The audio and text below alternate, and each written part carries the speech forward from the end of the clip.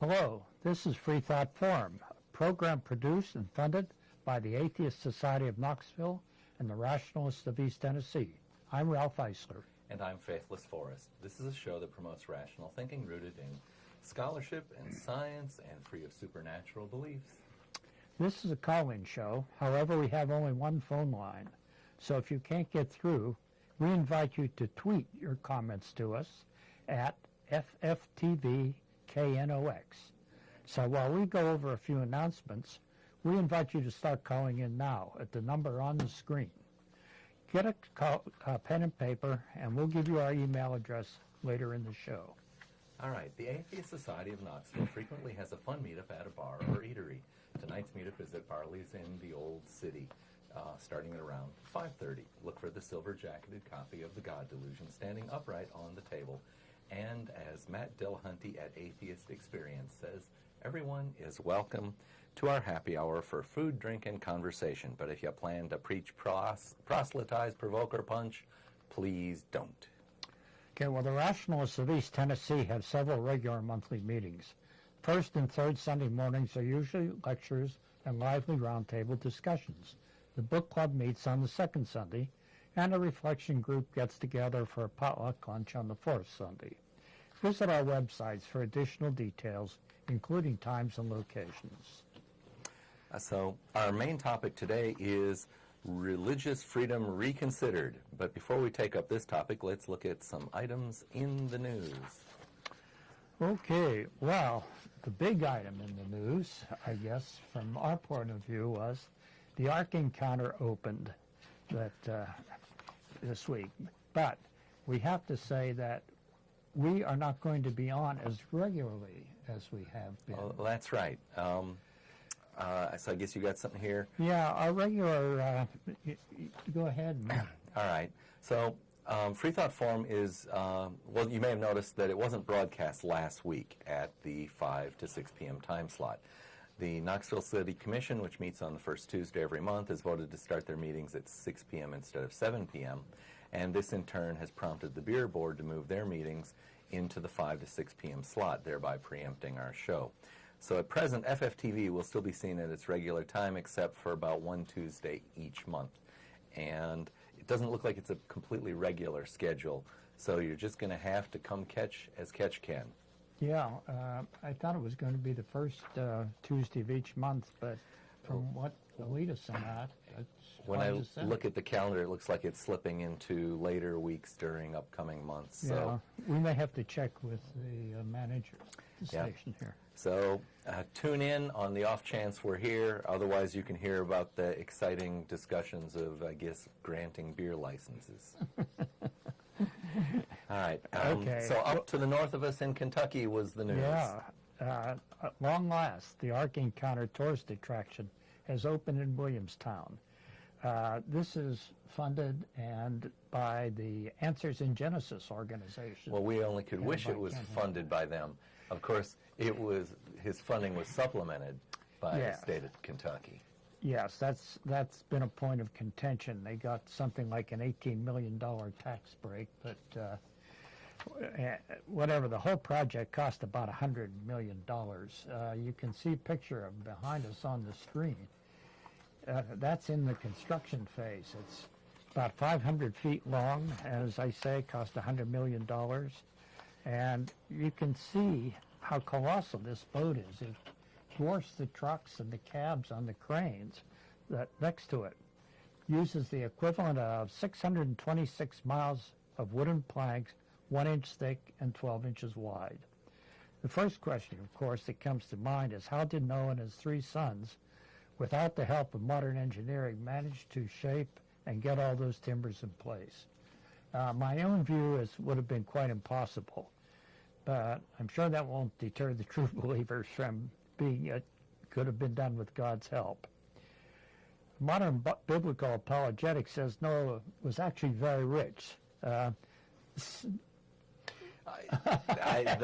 must be the way you could do it. That must be the way to do it. As rich as Ken Ham and maybe the state of Kentucky. Yeah, so he apparently hired a whole crew to work on this. Even so, I don't see how anyone with just manual labor could have lifted those timbers in place.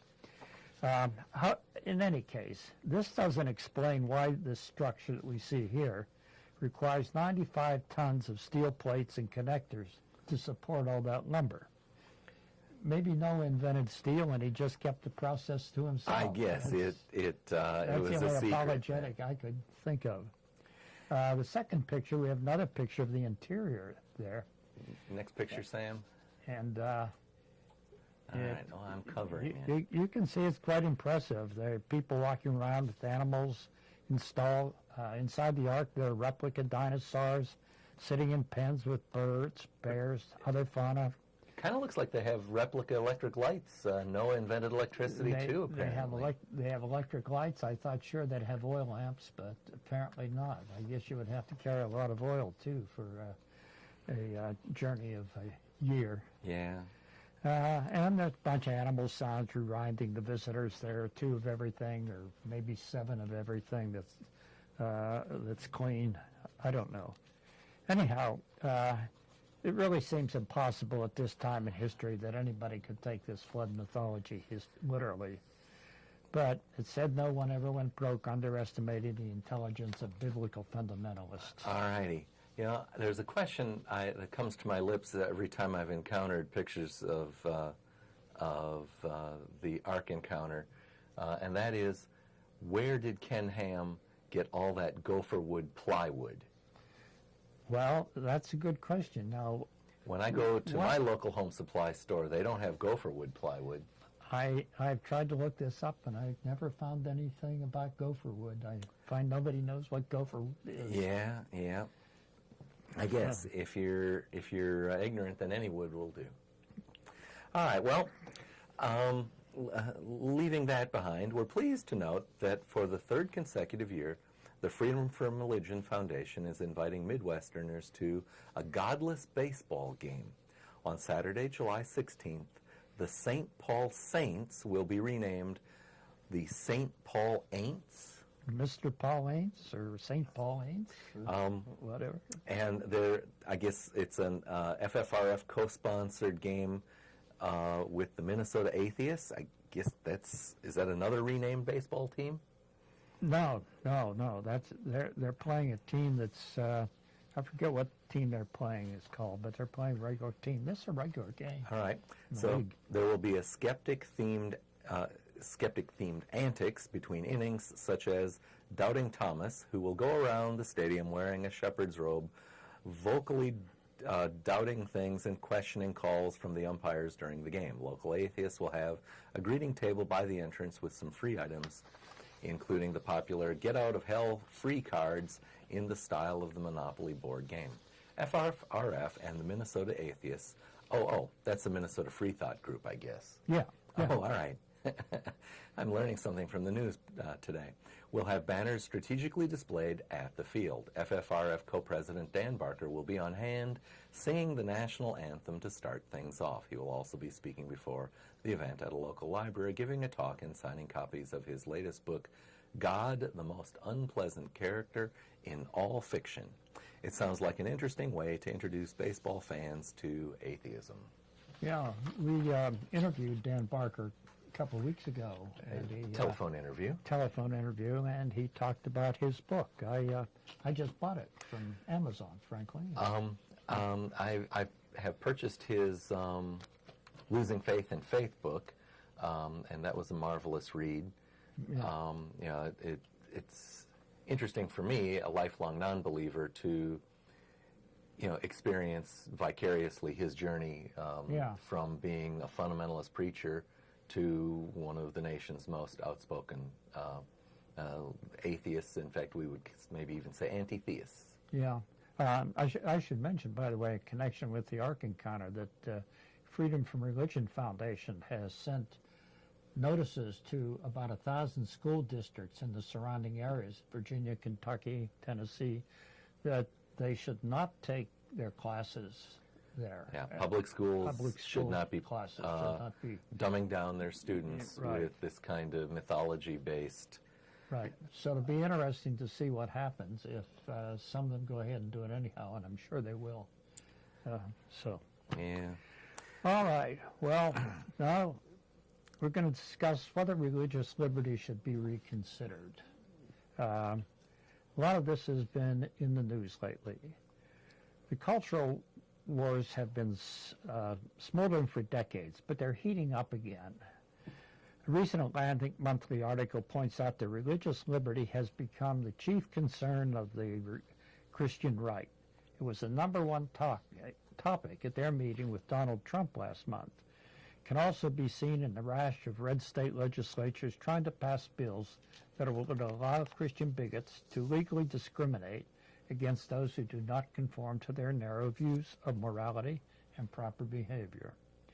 The religiously righteous is starting to feel panic, are starting to feel panic, I should say, at the process. The words run in circles, scream and shout come to mind. Yeah. Because they have a declining influence on controlling the political and social process in America. They're beginning to lose their hegemony over the culture, and that has panicked them. And it's become more palpable owing to the Supreme Court decision overturning abortion restrictions and the Supreme Court's decision declining to hear a case about pharmacies refusing to dispense emergency contraceptives. Most of these cultural war conflicts are rooted in the religious right's obsession with sex, reproduction, and the desire to control women. They have a lot in common with fundamentalist Islamic societies. The words Sharia law come to mind. When Sharia law is being described, it's Old Testament, Hebrew law, and that's exactly what this fundamentalist Christian is as well. I looked up fundamentalist Christianity online. I think it was the Wikipedia page that I went to, and they described it as a movement to essentially undo the modernity of the 20th century, and they were specifically aiming at Darwinism,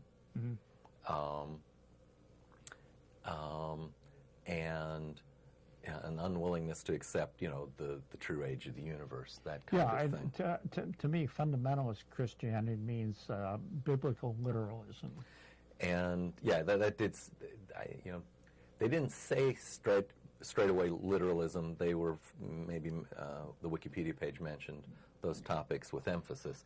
But if you're going to deny well established science, you can only do so because you're trying to pretend that talking snake story really happened. Sure, exactly. All right. Well, the religious right started to lose their grip with the landmark Griswold versus Connecticut case in 1965, in which the Supreme Court of the United States ruled that the Constitution protected a right to privacy.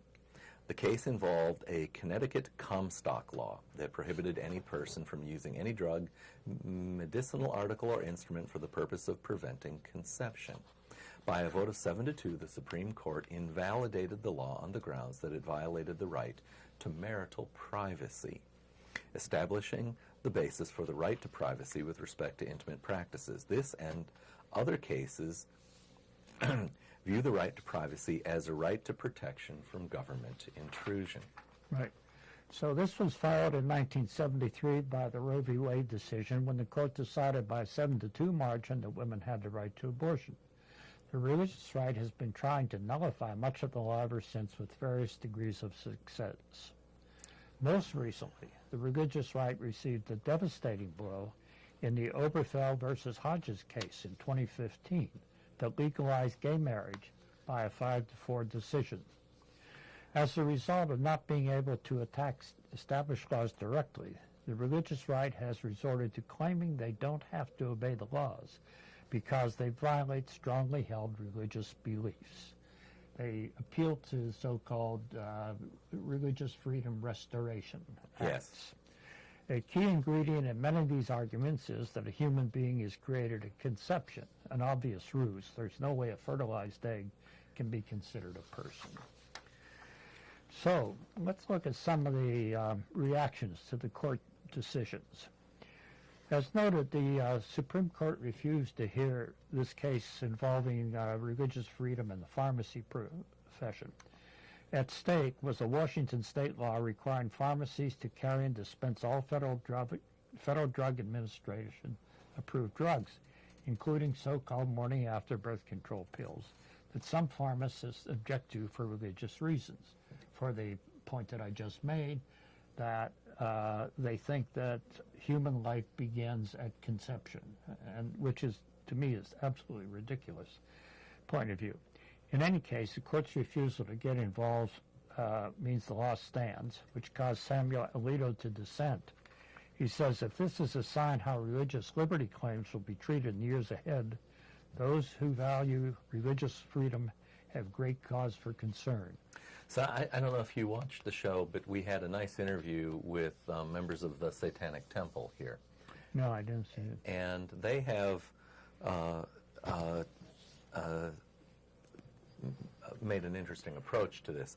They have taken the same law and written a, let's call it a policy document for members of the Satanic Temple, saying that members of the Satanic Temple are to be excused from any waiting periods that states may mandate or any other kind of restrictions. In other words, they're saying, all right, two can play at this game. Right. If we're going to claim that having a sincerely held religious belief is good enough to be exempt from laws, then they're going to exempt themselves from all of these attempts to restrict these very same freedoms. Yeah, that's certainly one way to fight back at it. I think that if you look at it, you have to ask yourself, what is a religion and who is a member of a religion? Mm-hmm.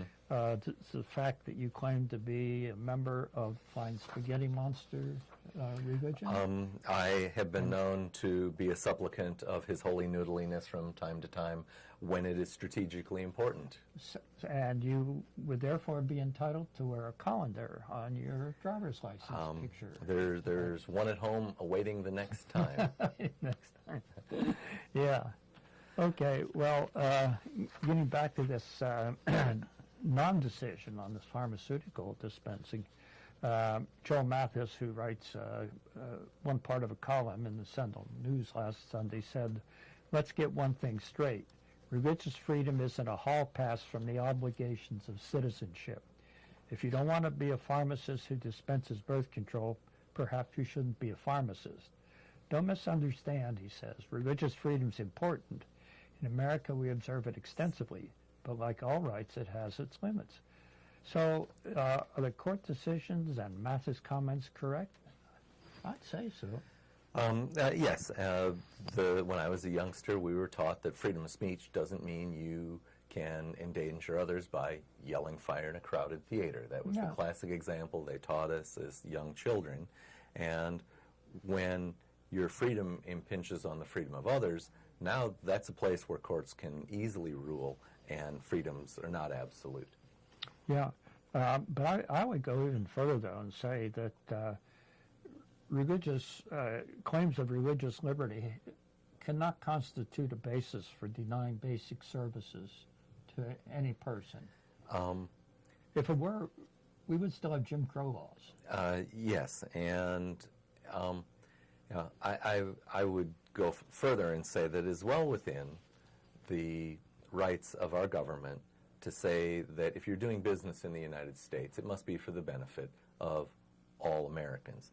After all Americans are potentially taxpayers, potentially may be drafted to support at risk of life and limb and defend our nation. And all Americans should have every expectation of that no business will discriminate against them. Right. I absolutely agree with that. I can remember one time several years ago, we used to have a jeweler around where I had bought my wife a couple things, you know. Mm-hmm. And one day we went over there to get a ring cleaned that she had.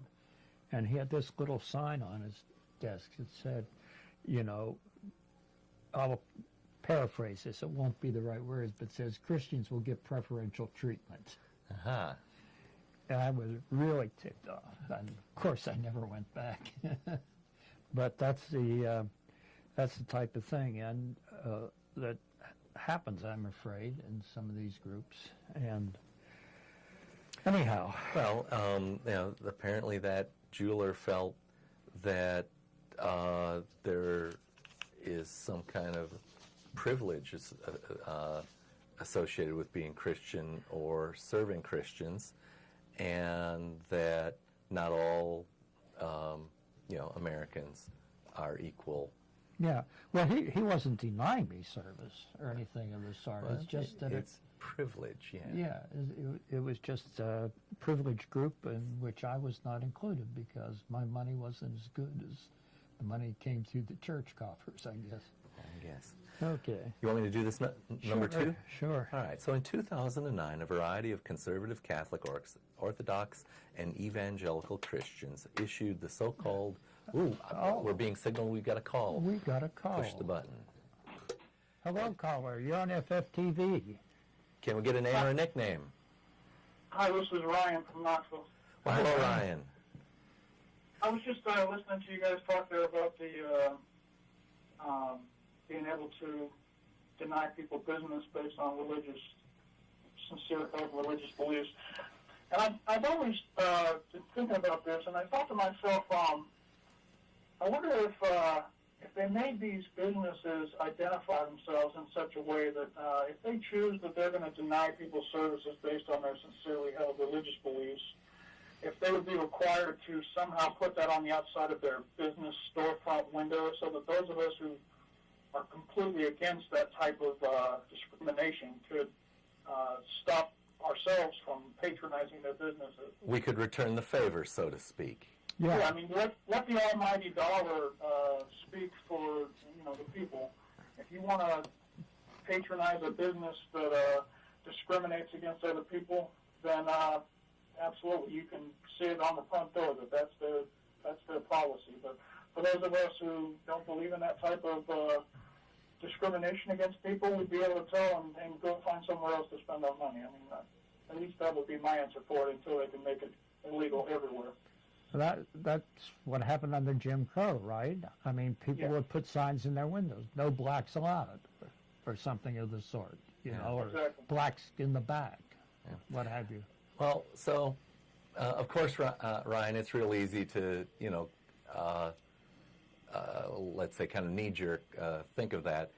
But unfortunately, I think that might potentially reinforce the problem and factionalize us as a nation.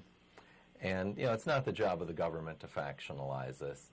No, I agree. I'd rather there be laws put in place so they can't discriminate at all, but at least until those laws are passed, I'd at least like to know which businesses are practicing that law so that I don't give them my money.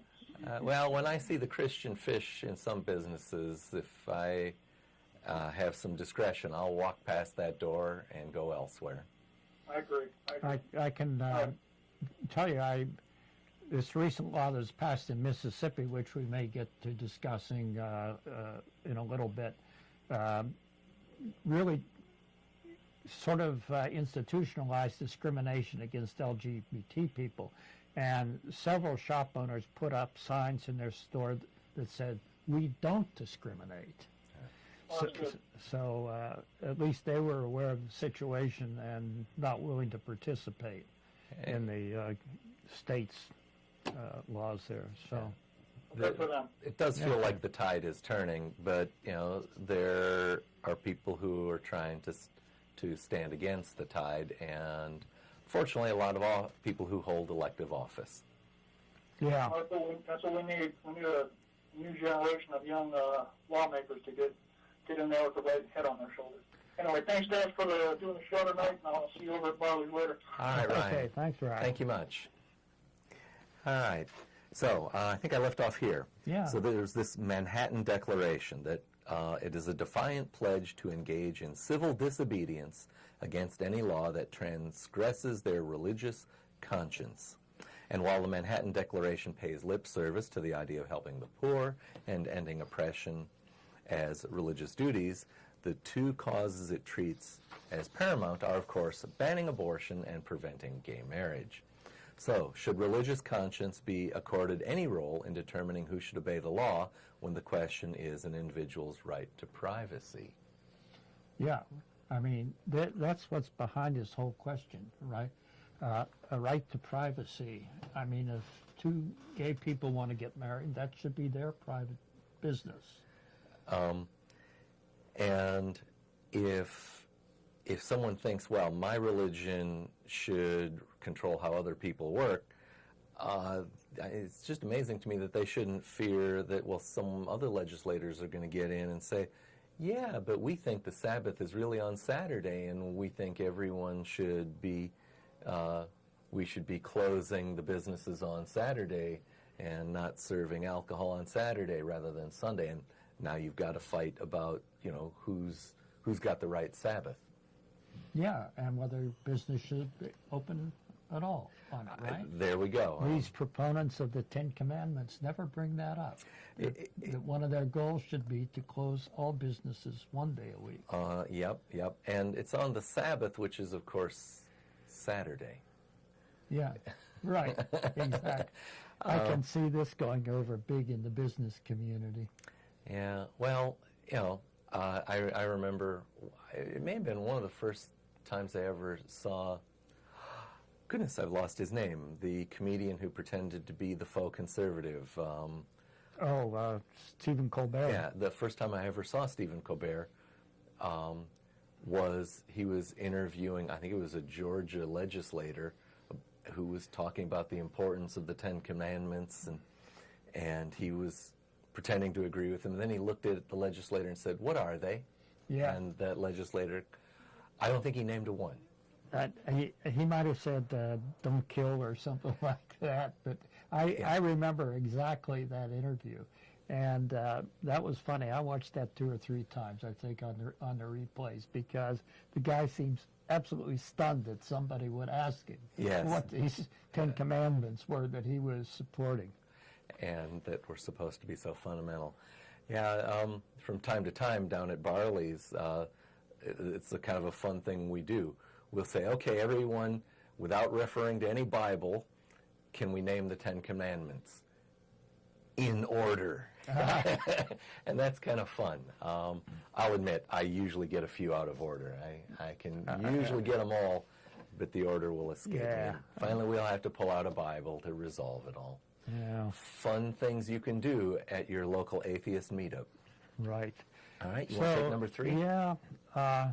So that gets us down to talking about Roe versus Wade, which really has not been the controlling decision on abortion since 1992. It's been the court's application of what's called undue burden. The test has been used by a plurality opinion to uphold state regulations on abortion. That is, in the city of Akron, O'Connor stated if particular regulation does not unduly burden the fundamental right, that is, of a woman to get an abortion, then our evaluation of that regulation is limited to our determination that the regulation rationally relates to a legitimate state purpose. It's a lot of words. But as a result, state legislatures, having fundamentalist Christian legislatures, have put more and more restrictive requirements on abortion clinics, making it almost impossible for many women to have access. For example, Texas passed a law having 2 key provisions. First, it required that all doctors who perform abortions have admitting privileges at a hospital within 30 miles. But because the complication rate from abortions is so minuscule, most providers cannot meet the minimum number of admittances that hospitals require for granting privileges. Yeah, I must admit, when I read that, I didn't realize that hospitals would work that way, that they would say you can't be, I guess, affiliated with us and granted admitting privileges if you don't meet a quota. I'm like, really? And not realizing that was part of how the system worked, that the legislation could be so pernicious Right. in doing what it did. Right. And the second requirement, which was a real burden, was that the abortion clinics had to be retrofitted to meet elaborate statutory hospital-grade standards, including wide corridors so two gurneys could pass, large rooms, and other expensive construction standards that do not apply to any other outpatient facilities where surgical procedures like liposuction or colonoscopies take place. And both of those would be done under potentially pretty strong anesthesia as well. Oh, yeah. And so it's hard to say that those things aren't. If there's a true need, they need it just as much. Yeah, and the provisions also applied to doctors who prescribe medication-induced abortions, such as giving patients 2 pills and sending them home. Makes no sense. This law was clearly a religious-driven statute implemented to circumvent a woman's right to abortion. And so what happened? Well, the 5th U.S. Circuit Court of Appeals upheld the state law. I don't know why. They said they didn't consider a 300-mile round trip for women of reproductive age to be a substantial burden. But anyhow, this was the other decision that the Supreme Court did make, a positive decision on at the end of June there, and they rejected that lower court decision, ruling that both provisions constituted an undue burden and were therefore unconstitutional. And this further drove the religious right pretty nuts. In fact, there's one guy who runs a Christian academy here in Knoxville who wrote a letter to the paper saying, well, the Supreme Court never meant abortion it didn't like, and just these sort of minimal procedures to guarantee a woman's health, they can't even take those, etc. Yeah, it wasn't minimal at all. A woman's very health. intrusive. How there was a marvelous word I learned on a video about the intelligent design movement. It may have been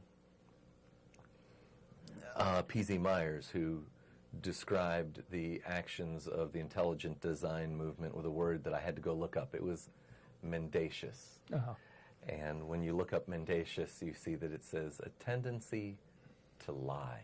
Yes. And so the example you just gave about how they're saying, oh, yes, we're looking out for the welfare of a woman here with these regulations. Well, some politicians in Texas even admit it was instituted to try to stop all abortions, which may be a different topic that we can get on. You would think that by now they'd learn to not speak on the record about things like Yeah. that. But they've proven to be not particularly bright about talking about reproductive issues. Yeah, so it brings up the question, though, should the states really have any say in a woman's right to abortion? Shouldn't the right to privacy, pertain throughout all states and be a federal statute? They shouldn't. Why should there be any restrictions mandating that the states can put on, which are not uniform throughout the country? Well, I mean, in civil rights, they don't have any say when it comes to civil rights, right? They may try to get around it in yes, some ways, yes. but they don't have any real say in the law. I actually think that this represents a kind of a defect in the creation of our nation. Our Constitution, our national Constitution defined the national government, and as amended, it says that, the duties allocated to the federal government or not allocated to the federal government remain I said duties, but it really is something like the rights or privileges, remain that of the states or the people thereof. And I think that word "or" is a fundamental error because it potentially lets the states become little tyrannies. And obviously the Constitutional Convention had a tough enough time coming to an agreement about what the national government was. If they had taken it upon themselves to say, oh, and by the way, here's the template state constitutions, and this is what the state's duties are going to be, it had never flown. No. But yet, that's how the system should have been designed, so that they mesh together. As it is, what you've got are these remnants of incompatible state governments that continually create these conflicts where the states, recently deceased Justice Scalia, he'd said that, he was, happy that with states being able to have the right to have a state religion. Yeah. Oh, yeah. And I sure couldn't say that that's anything like judicial restraint. I mean, that's pushing an agenda. Well, I think the concept of states is an anachronism. I mean, we can't get rid of them probably, but if I had my druthers, I'd separate everything up into federal districts. It's an interesting thing to think that we still have boundaries of our government that were determined by the whim of long-dead British kings, giving grants of land parcels to his friends, and that somehow this is an ideal set of borders for the 21st century. And of course, many of the borders are, rivers. They represent, navigation modes that are a whole lot less important when you've got interstates. Yeah. But I'm seeing the clock in front of us, and maybe we should do our mid-program break. Yeah, I think it's about time to do that. All right, in case you're just tuning in, this is Freethought Forum, a program by the Atheist Society of Knoxville and the Rationalists of East Tennessee. Freethought Forum is funded jointly by them and by individual contributions. Shows are live most Tuesday from 5 to 6 p.m. Eastern on Community Access Television. You can also see us streaming online outside the Knoxville area. Tell your friends, go to ctvknox.org. Yeah, and we'll just remind you about the statement we made at the beginning of the show that we are going to be preempted probably one Tuesday every month, and we may not be exactly sure which Tuesday it is. But anyhow, keep looking for us here. Actually, I believe next Tuesday is the 19th, and I think that we will be preempted again next week. I didn't think to ask the studio before we came in. Yeah. Maybe during the commercial break, Sam can run out and ask about that for us. Well, I think Sam's going to be pretty busy here. Right. In any case, this is a call-in show, and we're live today, July 12th. And viewers can call in now to the number on the screen or tweet them to us at FFTVKNOX. All right. So the Atheist Society of Knoxville, or ASK, meets 2 times a week. Sometimes 2 times a week. We have evening meetups for fun, food, drink, and conversation. ASK's purpose is to supply a venue for community, camaraderie, and outreach to atheists, agnostics, freethinkers, and other like-minded persons in East Tennessee. Okay. Well, Sam, how about running our promo? In or around the Knoxville area and are questioning your religious beliefs or simply believe in one less God than everyone else? Well, you're not alone. The Atheist Society of Knoxville is a fun and friendly group of people just like you that meets twice a week at a bar or restaurant. We meet every Tuesday night following the show at Barley's Tap Room and Pizzeria for happy hour. You'll find our group either inside or on the patio. Look for Richard Dawkins' silver-jacketed book, The God Delusion, standing upright on the table. On Fridays, we meet at Agave Azul or the Beard and Beer Market. But if you plan to preach, proselytize, provoke, or punch, please don't. We all question what we believe at one point in our lives. If this is the time for you, come join us for food, drink, conversation, and fun. Do you find stories of talking snakes laughable? Do you prefer the scientific method over supernatural beliefs? Are you concerned about religious leaders and organizations imposing their values and rules on your body, your family, and the rest of our society? Well, take comfort in the fact that you're not alone. The Rationalists of East Tennessee meets weekly for fellowship and provides a forum for people who support skeptical thinking and rational discussion of these and other issues. To find out more information or to find out about our next meeting, visit us on the web at www.rationalist.org. Okay, Well, we're back with you. The Rationalists of East Tennessee have Sunday activities involving lively presentations and discussion of subjects topical and timeless. Once a month we get together for a book club. You need not have read the book to attend, but of course it helps. Both the Atheist Society of Knoxville and the Rationalists of East Tennessee help provide a social outlet where you'll find that if you don't believe in God, you're not alone. Oh, and we did check, and next week, Tuesday the 19th, we are preempted, so you'll be able to catch that exciting beer board in our place next week. Okay, well, getting back to our subject, which was rethinking religious freedom in a way. We had just finished up talking about the abortion restrictions in Texas. Supreme Court struck down the law, but this was clearly a case of church and state not being separated, of being tied closely together. And so that gets us back to the age-old question, shouldn't church and state be entirely separate? I would say mosque as well, and synagogue. Mosque, synagogue. You know, we occasionally have had viewers call in to say, nowhere in the Constitution is the phrase separation of church and state. And in fact, I think it was when we had one of the young Secular Student Alliance of Loudoun City on the show, a young man, I don't know, 15, 16-year-old, when we got such a call. And, you know, he answered rightly that, well, this is something that comes from many places, one of which is a letter from Thomas Jefferson to the Danbury Baptists saying that our Constitution builds a wall. Maybe he used the word create.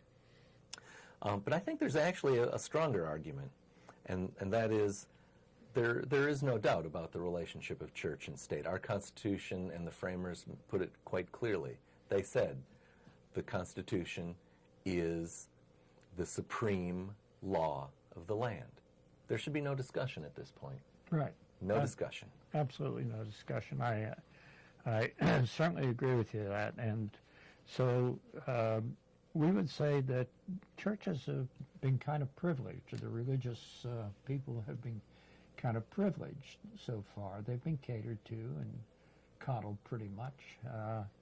But now they're getting a lot of pushback. Growing number of atheists, especially among young people, or growing number of so-called nuns who just aren't interested in the church. It doesn't mean much for them. And I think in many instances they've been deeply offended by the organized religions. Yeah. You know, the clergy abuse scandals in the Catholic Church has cost them membership, and the opposition to the LGBT community has caused the fundamentalist Protestant sects or cults, I should say, to lose membership. Yeah, younger people are more accepting, of others' views, etc. And I don't think we can overestimate the effect of the internet on broadening people's scopes about the world, and not just their own little community or church that they grew up in. I have hope for the whole world because of the internet. Ideas can flow around the world at the speed of light in a fraction of a second and get to people where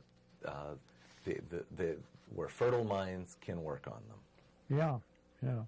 So, are you next or am I? Well, I can go ahead here.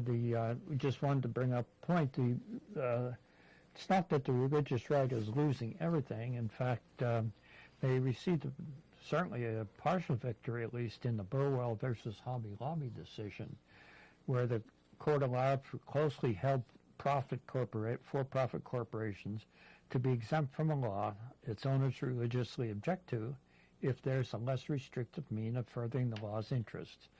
And it's the first time the courts recognized a for-profit corporation's claim of religious belief, but it's limited to closely held corporations. So things that are traded on the public stock exchanges would not apply. This is mom and pop shops. for Well, the most and part. apparently Hobby Lobby is not publicly traded, and No, it's therefore they private. can make this claim. Right, it's privately held, and by 5-4 mandate, the Hobby Lobby did not want to provide contraceptive coverage for its employees. Here we are back to the old Griswold case again, okay? Why I cannot understand the religious rights position on this, because they rail about abortion and they want to stop, they will never stop all abortions, that's not possible. But you'd think they would at least adopt the most practical means of minimizing them, which would be sex education and education about contraceptive use. And they've obviously, apparently, that's not really their mission. Their mission No. is, in this instance, it would seem to me, to punish. That's the only that is the result of all of their actions, is to say, we disapprove of what you're doing, and we will punish you as well. Yeah, and, well, this is for, married employees too. It's not just people who are single or anything. It strikes me as an amazing doublespeak when they will say, they will use the words freedom when it is a company or an employer who's making a decision on behalf of all of the employees. That's such doublespeak. It would be like saying, well, if the federal government were to say, you're all going to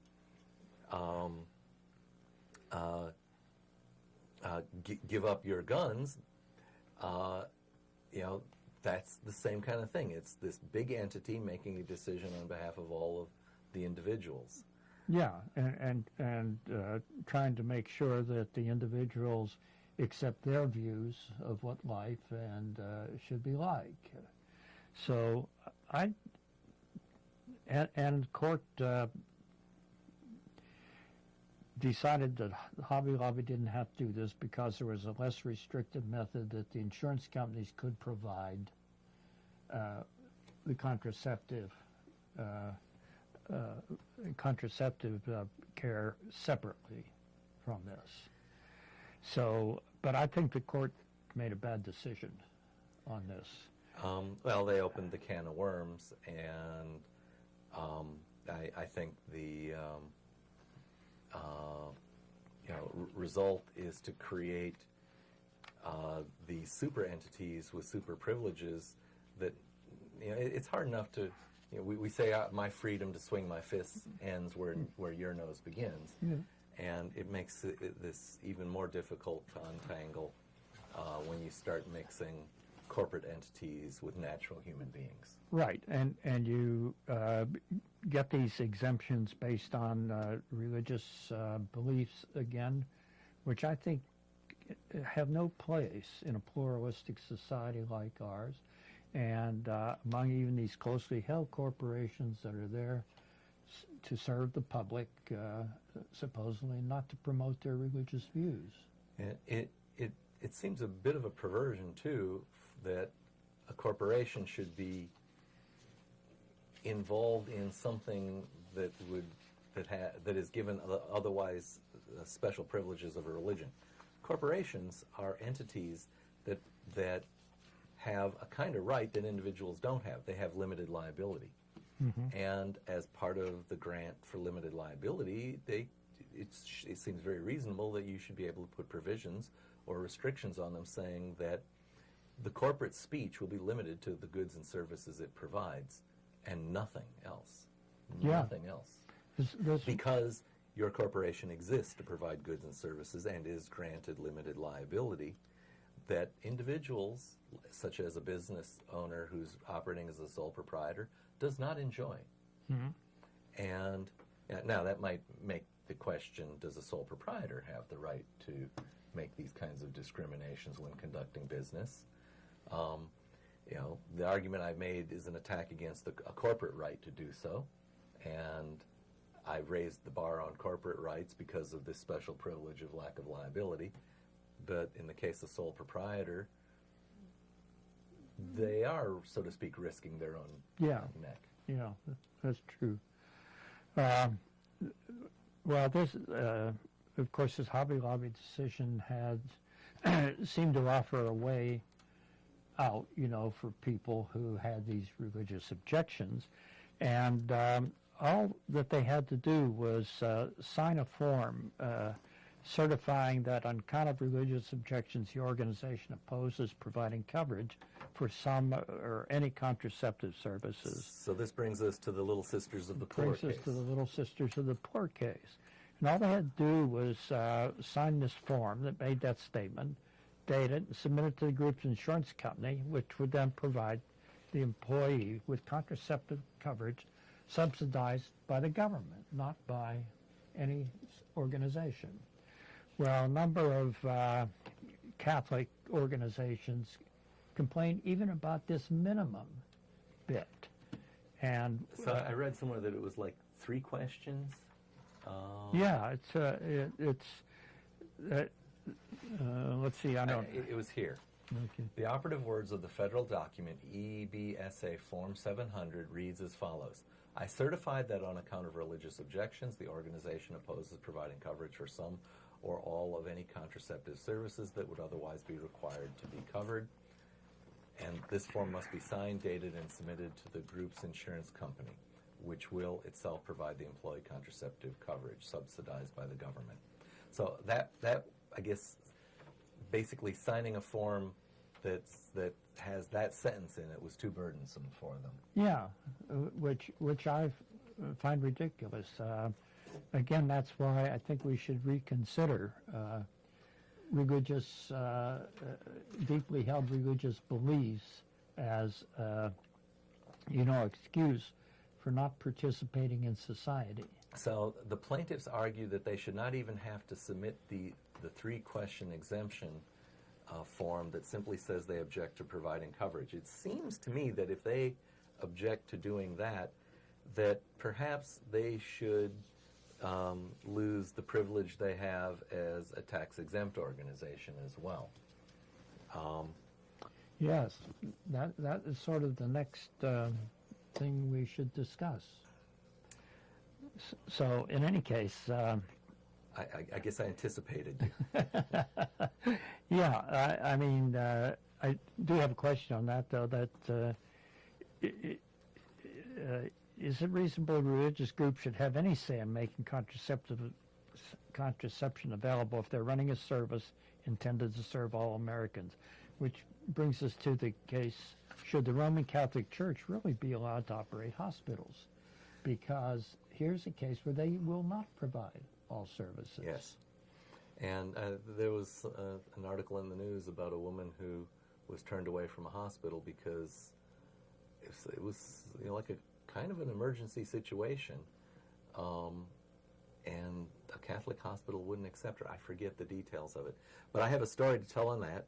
When I was preteen, my mother was driving my sister and I around and stopped and pointed to this vacant lot. And she explained on that vacant lot had been the Catholic church in which I was born. Yeah. But when my mother was going to deliver my sister, actually we're both cesarean babies, Oh. she went to a different hospital because she wanted to have her fallopian tubes tied. Yeah. Because there were going to be 2 kids, that's enough, we're at ZPG, and the Catholic hospital wouldn't do that. And when she pointed to that empty lot, I think there was a little bit of mirth in her voice that hospital was gone. Was gone. Yeah. Okay, so that gets us then to the big question here, and that is, should religious institutions be tax exempt? Supposedly they're tax exempt because they provide charity and services to people. Yes, and it's kind of hard to reconcile that with saying, and we're going to oppose other individuals' rights. Yeah. I heard an amazing thing about the new pope. I think he'd said something to the effect that for churches that aren't providing services to the poor, they should be taxed. It has me wondering how much he knows about, the political dialogue within our nation. Yeah. But I've heard that attributed to him in a way that seemed to be genuine. I don't use Snopes or whatever on everything I read. I didn't see that. That's new to me. Well, I think he's tried to been making statements to try to end some of the Catholic war on the LGB and abortion. Yeah. So he's shaken that organization from within. And to some extent, I think that means in the short term, he may be a threat to our desires, which is to see a more secular world, because for people who were leaving because the church hierarchy was out of touch, he's correcting some of that. Yeah, I don't know how that will work. Of course, the Catholic Church is losing a lot of people in Europe, and I saw something a couple days ago. I just happened to run across a YouTube presentation that had a panel of about, I think, 3 people. There must be a regular panel of some Catholic group. And they were bemoaning the fact that in the province of Quebec in Canada, that about 1 parish a week was shutting down. Wow. Now, which I find impossible to believe almost. Yeah. And they pointed out that church attendance has gone from 80% to 8% in just a few years. Wow. So I guess they're following the European model. Yeah, a lot faster than we are. Than we are. So. Well, we can hope. So we got just 2 minutes left. Are there some high points you want to hit before we have to hit the wrap up? Well, I don't know. There's just wanted to say that Mississippi had passed a very restrictive law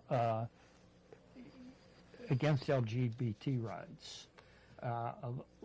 They were defining a person's gender as the gender on their birth certificate. Gender on their birth certificate, and that nobody could be subject to any sort of legal pressure if they denied rights on the basis of their religious objections to LBGT people. So the circuit, I guess it was one of the lower courts, struck that law down. And or at least put a hold on it, was to take place. But now our Republicans in Congress are trying to put forth a federal law that will do exactly the same thing. And so this should be opposed, and you out there should call your congressman, look it up, and object to this. All righty. Well, we're less than a minute, so... So we've got about a minute to go. It's time to wrap things up, so get out your pen and paper. This has been Freethought Forum, a program by the Atheist Society of Knoxville and the Rationalists of East Tennessee. So please send us feedback. Leave voicemail at 865-272-9060 or email us at freethoughtforum@yahoo.com. You can see this show most Tuesdays, but not next Tuesday, from 5 to 6 p.m. So we'll be back 2 weeks from now. Okay. So we want to give our thanks to Sam. And our caller, Ryan. And to the staff at CTV, Knox. And to all of our many viewers, local and around the world.